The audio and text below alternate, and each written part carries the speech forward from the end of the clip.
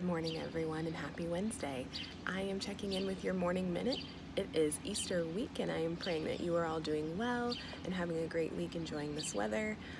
It has been great for my family. We have spent the past couple of days just finding new ways to be creative outdoors and to find rest and to retreat some.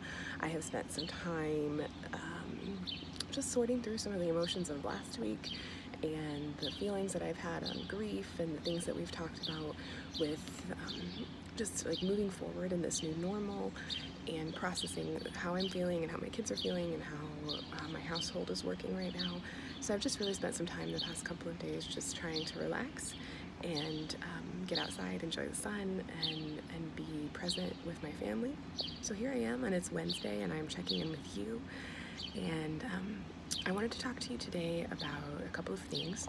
And one, I'll start off with something fun. And no, this is not a paid advertisement. But however, for insider trading tips for my crazy busy working, maybe not working, crazy busy mom friends or crazy busy lady friends who are watching this, if you're a caffeine drinker and you don't like coffee, check this out. It is more caffeine than regular black coffee. Also, if this isn't available, you can find American Brew, which I didn't know existed until recently, but it's like double caffeine in one little tea bag. So it has made my morning a little bit brighter.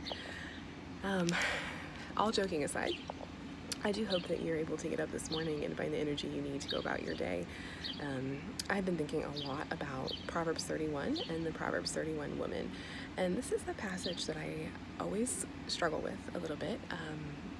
I have read it in a variety of lights, a variety of circumstances in my life, and a variety of just settings. I think everybody knows this passage, it talks about an excellent wife or a godly woman or a worthy woman, and it just kind of lists out all of the things that this perfect woman does, right? So it says she does him good and not evil all the days of her life. She looks for wool and flax. She works with her hands.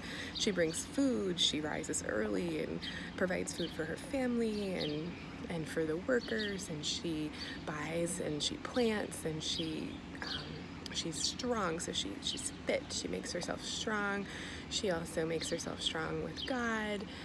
She's a morning owl and a night owl. She helps the needy. She gives to the poor. She's not afraid. She makes clothes. She does all of these things, right? And she's waiting with open, loving arms when her husband comes home or her kids come home or her friends call. She is this perfect woman, right? And I have some notes in my Bible that I wrote, and I have no idea how long ago I wrote this, but I wrote, this woman is trustworthy, hardworking, economical, kind, wise. She's an entrepreneur. She's giving, faithful. She's strong, and she's probably exhausted.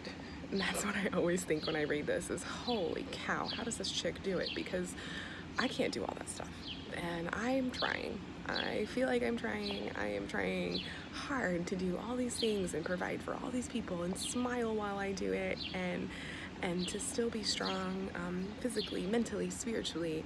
And here we hear about this woman who does it. And we hear how her children bless her and her husband praises her and God says she has done well. But good grief, I feel like maybe she's also tired. And so I do wonder where she finds her rest, and I think she probably finds that in God, and I think that's probably part of this, is that it says a woman who fears the Lord shall be praised. And so I think some of the point that I miss when I read this scripture is that she's focusing on God, and God is giving her the ability to do all of these things and to provide for her family. One of the other things that I think of when I think of the Proverbs 31 woman is that sometimes I feel like I'm not doing enough. And so I know right now that's one of the things that I have been battling, and I believe the thing is called FOMO, fear of missing out. But I have a FOMO, fear of missing out on giving back, on not being enough in this season.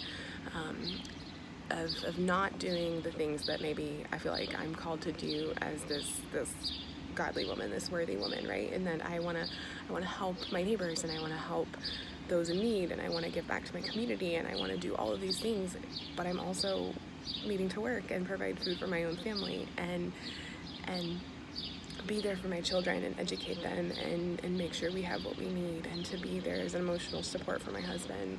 And so I am personally grappling with what that looks like of how do I reconcile the two? How do I focus on my home and what I need to focus on right now, and realize that maybe this isn't my time to be out of the house giving back in ways that I would like to be doing, that I am maybe called right now to be home, and called right now to be this kind of woman at home for my people in my house.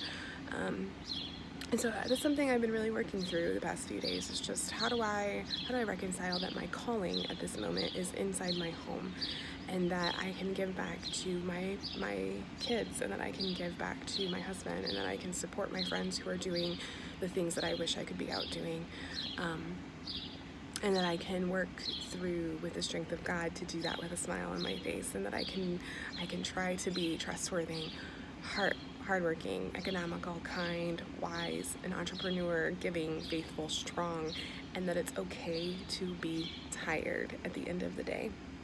I am praying for you guys. I love you all. I miss you all so much. I hope that you are doing things this week that bring you joy, that you are taking a moment for yourself each day, and that you are enjoying this weather while we have it.